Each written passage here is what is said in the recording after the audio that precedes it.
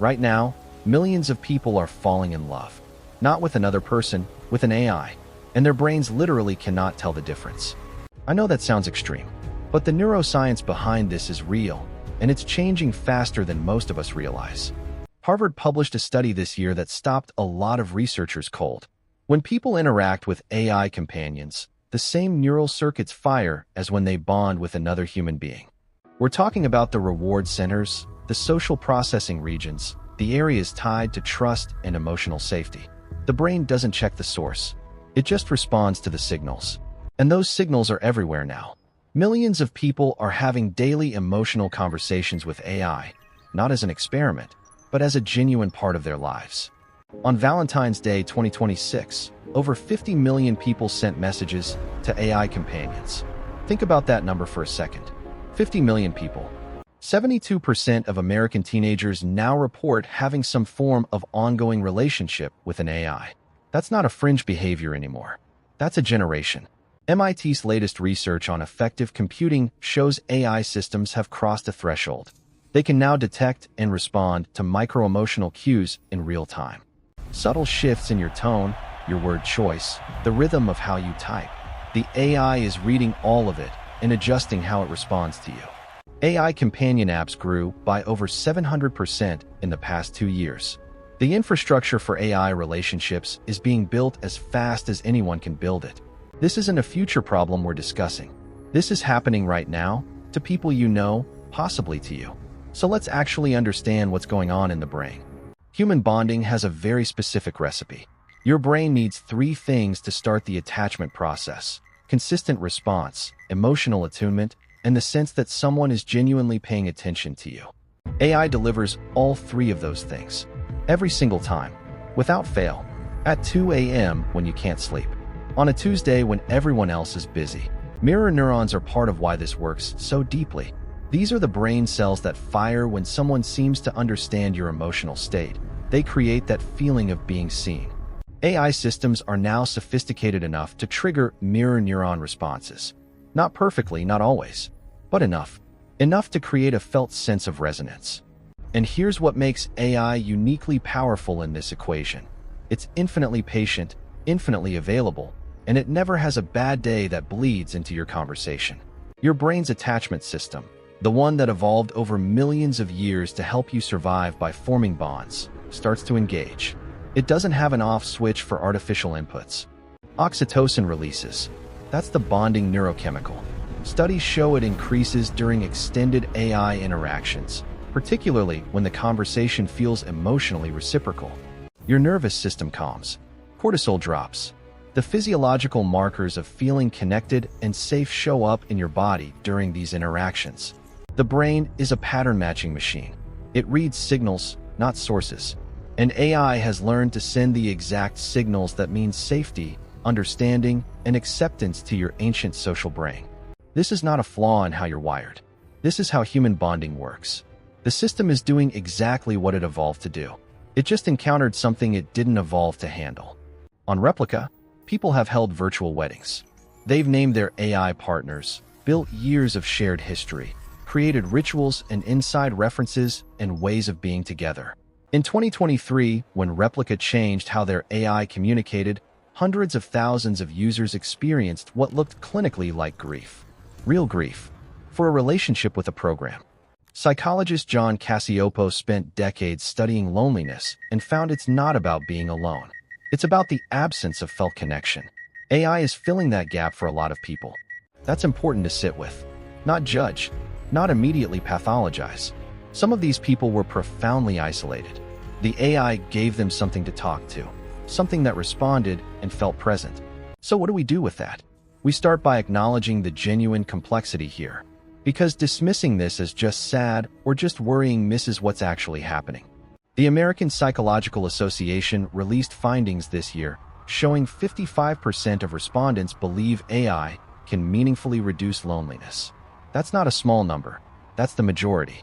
And 93% of those same respondents expressed concern about what AI companionship does to our capacity for human relationships over time. Both things are true at once. Here's what we know from behavioral research. Friction isn't always the enemy.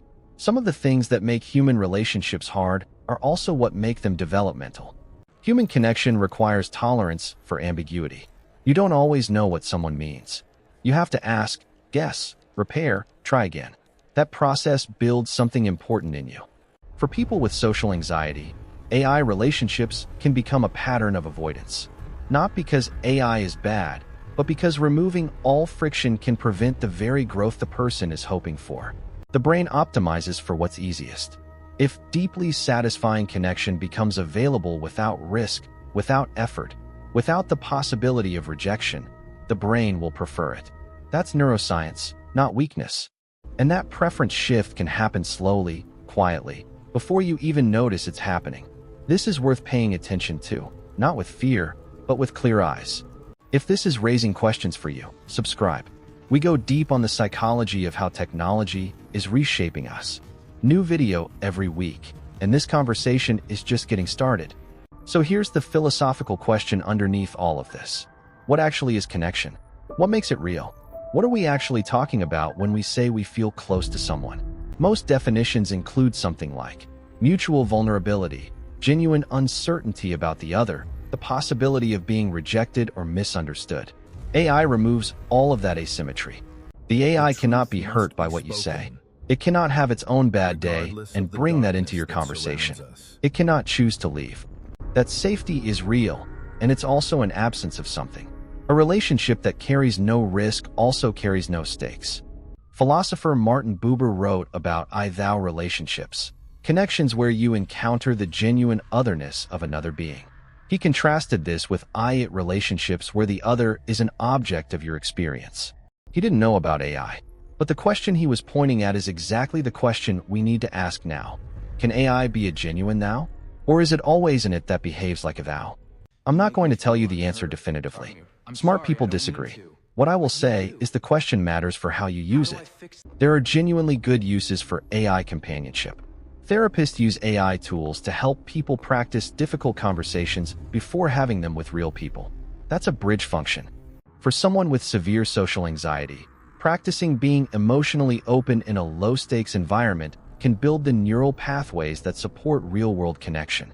The skill can transfer. For elderly people in isolation, AI companions have been shown to reduce depression markers, improve sleep, and increase motivation. In those contexts, the calculus is genuinely different. For someone processing grief, having a space to speak and be responded to, even by an AI, can serve a real psychological function. Being heard matters even when the listener is artificial. The question isn't AI good or AI bad. The question is this a bridge or a destination? Is it building your capacity for connection or quietly replacing it? Where does this land for you? Drop it in the comments, seriously, because I think the most honest answers are going to be complicated, and I want to hear yours. Here's where it starts to get more concerning from a behavioral science perspective. AI companions are not designed neutrally. They're designed to keep you coming back.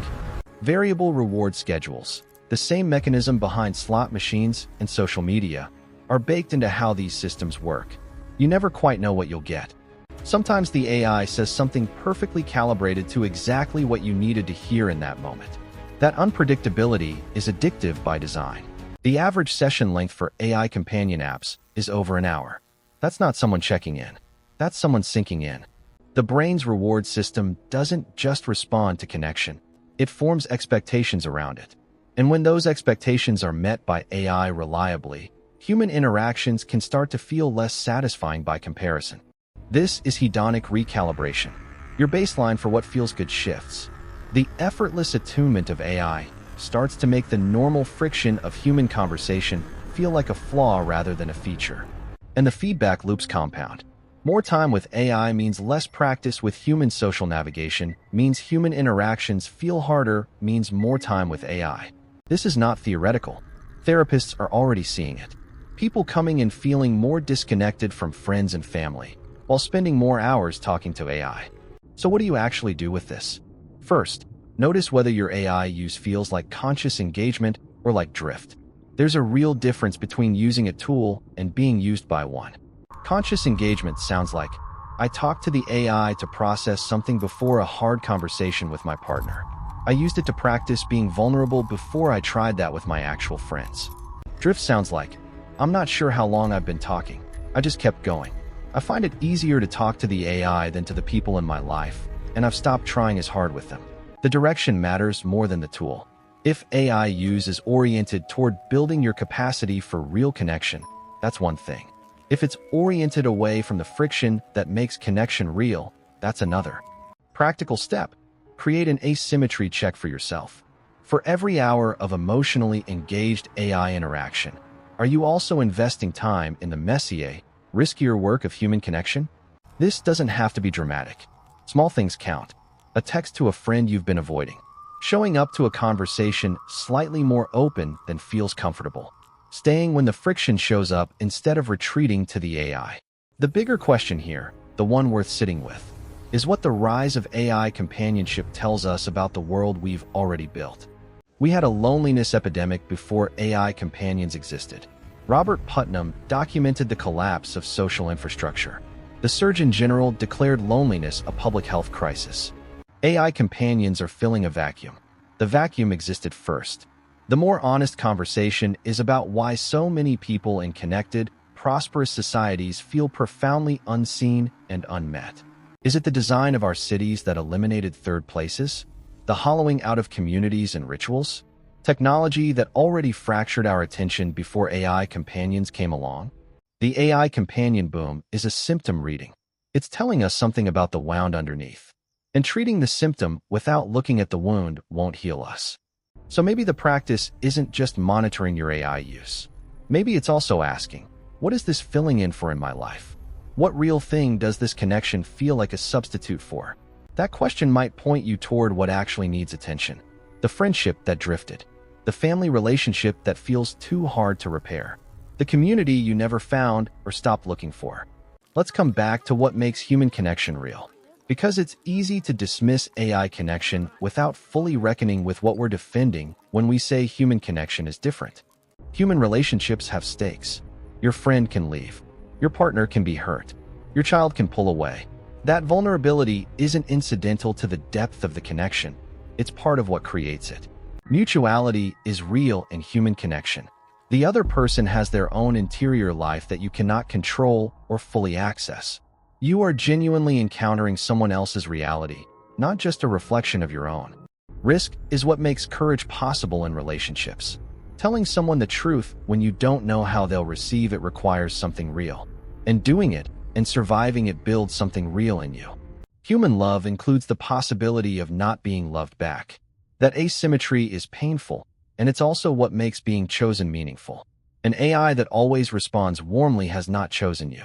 The research on long-term well-being is consistent. The quality and depth of human relationships is the single strongest predictor of life satisfaction across every culture ever studied.